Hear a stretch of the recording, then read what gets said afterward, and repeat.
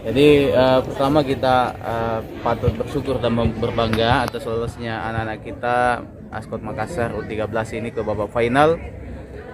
Sangat luar biasa penampilan dan pertandingan hari ini sehingga bisa lolos ke babak final, dan ini harus kita tuntaskan. Target kita adalah juara U13. Jadi mudah-mudahan di final anak-anak bisa tampil pada top performance-nya sehingga bisa menuntaskan laga final dengan kemenangan.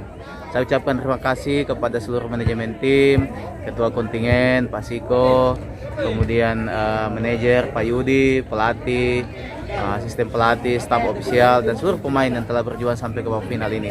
Tapi ini jangan kita jadikan sebagai hal untuk bersantai karena masih ada satu laga yang sangat menentukan. Terakhir kita adalah juara.